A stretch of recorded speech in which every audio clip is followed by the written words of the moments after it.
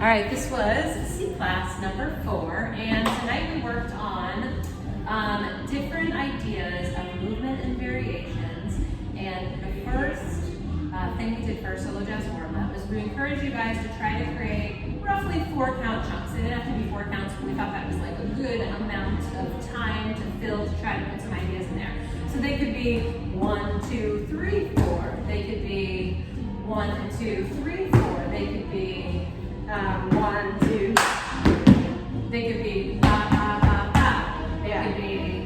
Don't make me do it. We did a bunch of tappy with appies. They could be 1, 2, 3, 4. Anything. But we're not talking about trying to do like a fall off the log into a Susie Q. Just get rid of for the moment like solo jazz moves and just think about ups and downs and slides and scoots and taps versus steps. Different rhythms. So we just played around with this idea, trying to create 4 count chunks roughly to put into your dancing. Then we took that idea and first we showed you some different ideas that you can put into 2 structures that we used for class. The first structure is just a 6 count send out, 1, 2, triple step, triple step. We're not going to do that yet. That's okay, we're just showing the basic send out. And then the other structure we used for class is this behind the back swing out variation. Looks like this: 1, 2, 3, and 4, 5, 6, 7, 8. We like this a lot because it gives both people, especially the follows, a lot of freedom to do variations of nice 4 counts that they have on their own. For this behind the back, we wanted this 1, 2, 3, and 4. It's this little feeling of a 5. It feels a little like a forward swing out if you've done that before, but leads.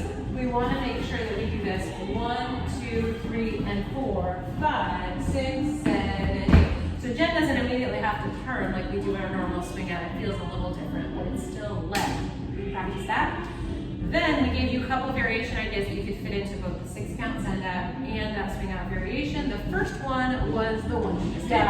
So rock step, triple step, boom, bop, stomp off, boom. So for that one, maybe we just do it solo, like this.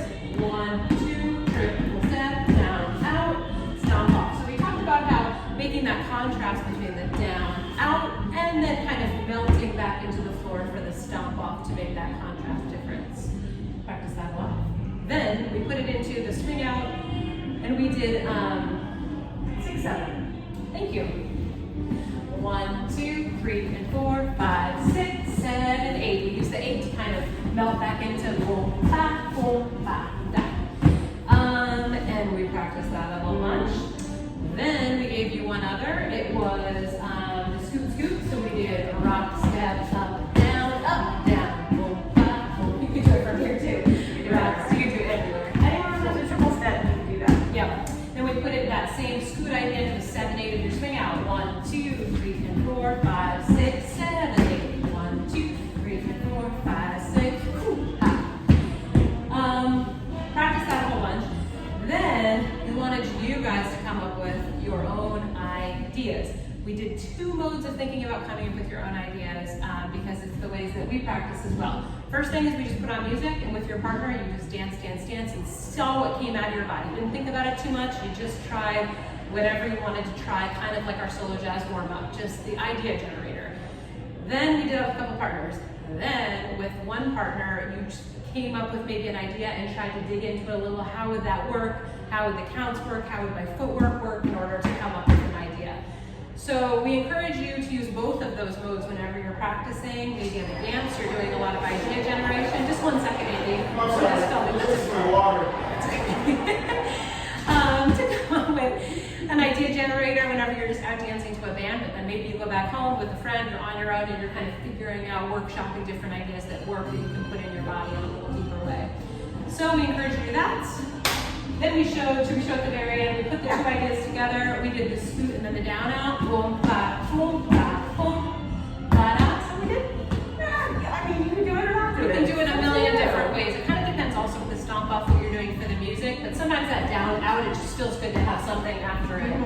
And then we put it into the, count 6. We did it. 1, 2, 3, and 4, 5, 6, 7, 8, ba, da. There it goes. So we took basically the 2 ideas we put at the beginning of class, smashed them together into a thing. Gosh, there's so much to talk about, so I think just... Your own stuff, but the important thing is, number one, have fun. Number 2, don't fall down. I stole that from Stan in July. Number 3, have all your good swing out footwork and all your good technique for your send out and things like that. Don't let the variations mess with your good solid basics.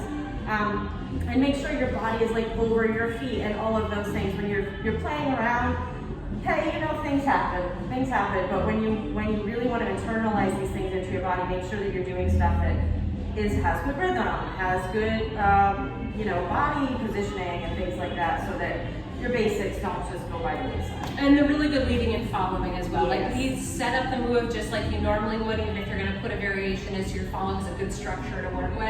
And follows use the momentum you're given to carry it through the move, even if you're doing a variation. None of these, by the way, that we taught tonight are led. You can do them follows whenever you want to. Leads, you can do them whenever you want to. So just opening up a little freedom there.